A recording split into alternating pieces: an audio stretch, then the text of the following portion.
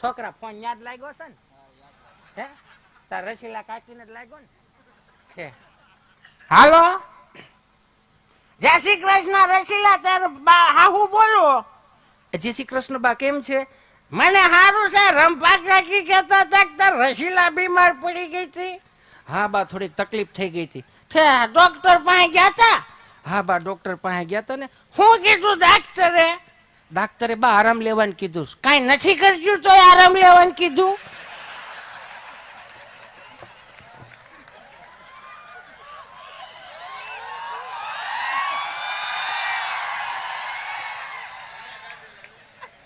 આ અમારી જે 20 ના ટોળા હાંસવજો તો કેદું નીકળે ફોન ખાઈ ગયું હોય. કેમ છોકરા મોટા થઈ ખબર? આજ ઓલી નાની આણું આવી હતી ને તો આપણે એમ કહી ને કે બટા જો ટાઢોળું થયું છે તો આને આવી રીતે છોકરા ન હસવાય. બાયુનો નાનો રૂમાલ હોય ને એમાં 4-5 કપૂરની ગાંગડીયું નાખો, 4-5 દાણા અજમાના નાખો, 1-2 લવિંગ શેકિંગ નાખો ને ભૂંગળી વાળીને એને ગળે બાંધો. છોકરાને હું બિચારાને જો આવું ટાઢોળું વા ન લાગે. તો મને શું કે ખબર રસીલા બા, તમને ન ખબર પડે? વાહ ભાઈ, બાને શું ન ખબર પડે? બાઈ આવા હાથ રંધા જેવા મોટા કર્યા હતા. બાને બધી ખબર પડે. પણ આ તો હું 5 દી આવ્યું તો આપણે કઈ કહેવાય નહીં ને, ખોટું આપણે ઘરમાં થોડુંક ઓલું થાય. 5 દી આવ્યું તેને હાસવ્યું પડે. કાંઈ નહીં, મૂકો ને બધું. એ તો મારી પાસે અમથું નહીં ખૂટે. તો હું રસીલા હું દિવાળીએ દેહમાં આવો છો ને? ના બા, અમે લોકો દિવાળીએ દેશમાં નથી આવતા. કેમ નથી આવતા? બા ટિકિટું નથી મળતી. ઓહા ટિકિટું મળે. આ વલક દાદા છોકરાની આવ્યા બસે આખું ફળિયું ભરી દીધું. આવું ન હોય. 15 દી શું કરશો અહીંયા? એમ તો બા 15 દિવસ માટે અમે ઓફિસ સ્ટાફ ને બધા લોકો અમે કુનુ મનાલી જઈએ છીએ. કુનુ મનાલો શું હોય?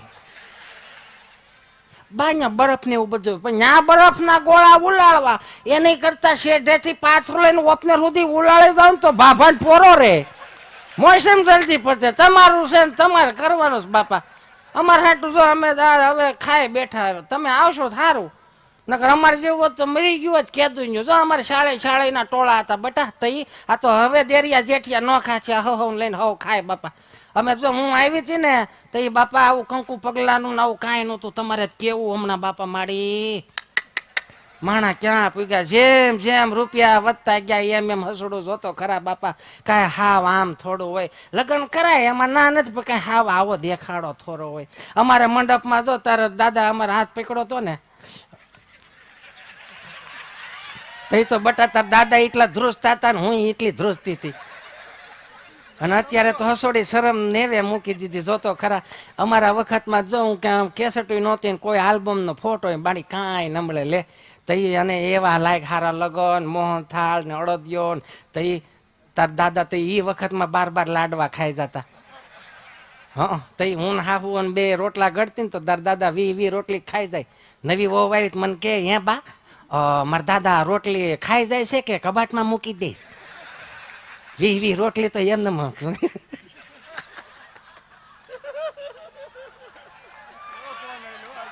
ફોન તો હાલે ને, છોકરા બેલેન્સ કરાવી દીધું છે.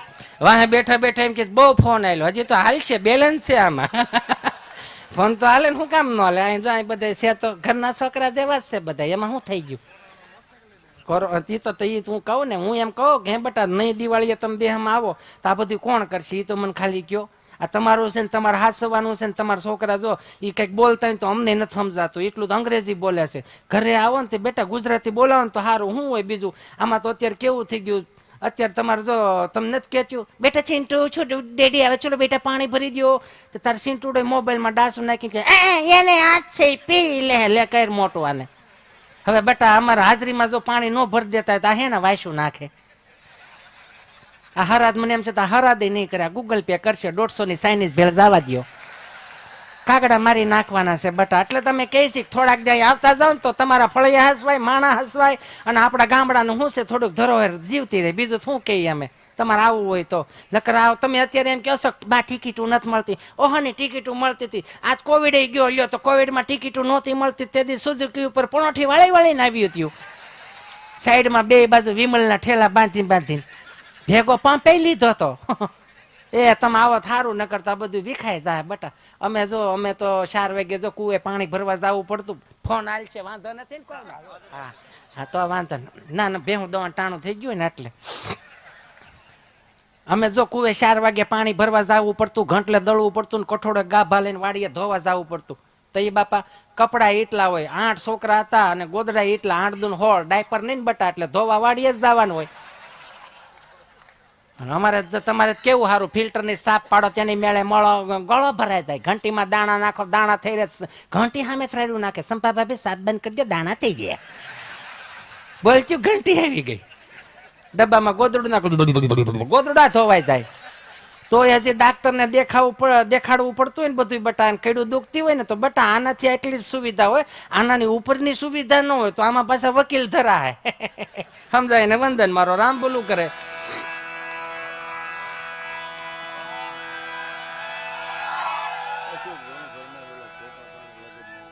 હા એ કેવા હજી પણ હજી સાલું તો આવી આનંદ કર, આ મજા આવે છે ને. હા બસ મારી પાસે આ શું, આનાથી વિશેષ બીજું કઈ છે નહીં. હા બસ એમ. કેવું થઈ ગયું બાની હજી વાત અધૂરી. આ છોકરાને ફોન હતો ને, કોકના ફોનમાં થોડી આટલી વાતો કરાય બટા, નો થાય ને. તઈ બાપા તઈ દાથે નો કાઢે, તારો જ ફોન છે. વચમાં કઈક ટૂંટું થતું તું, કોક નો આવતો તો 3 દિલડા હોય એવું લાગ્યું.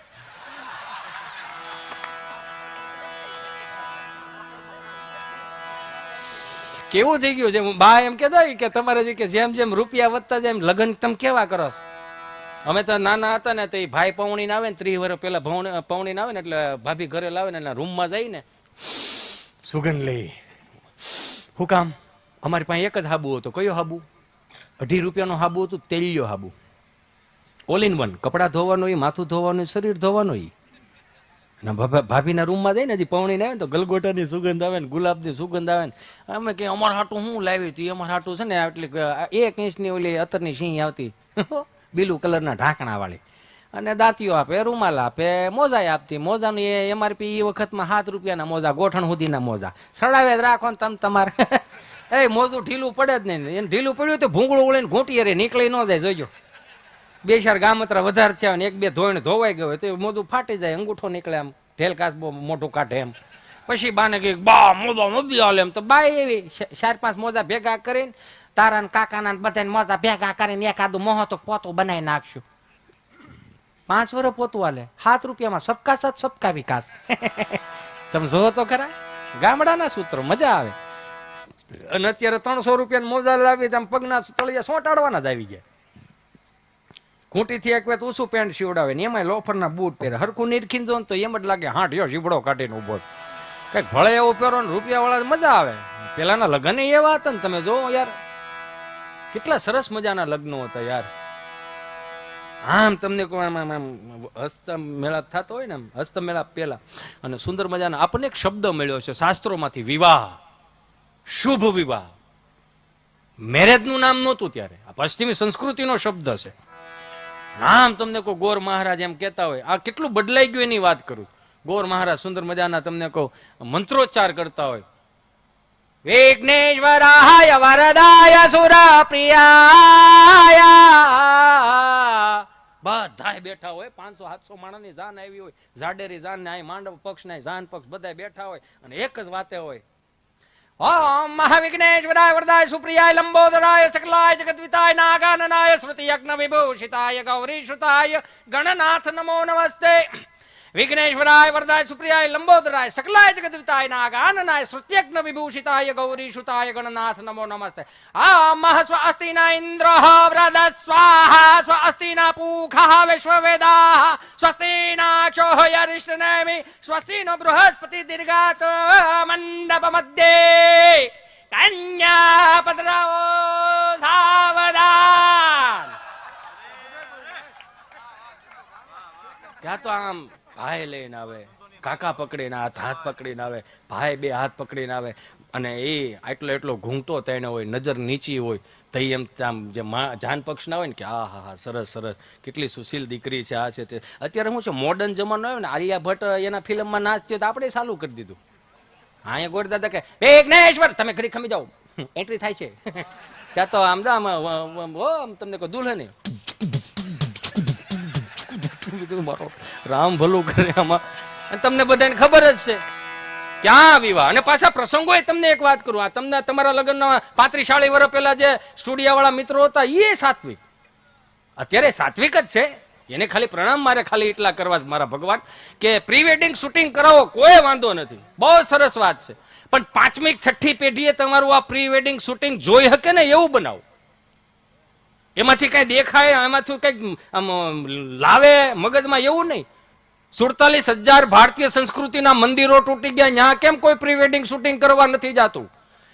12 જ્યોતિર્લિંગના દર્શન કરવામાં એમાં પ્રી વેડિંગ શૂટિંગ દેખાડો.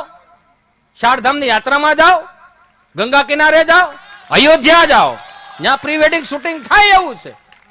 એ દેખાડો કે આવનારા સમયની અંદર બધાને ભારતીય સંસ્કૃતિમાં ખબર પડશે, આવનારી પેઢીઓને.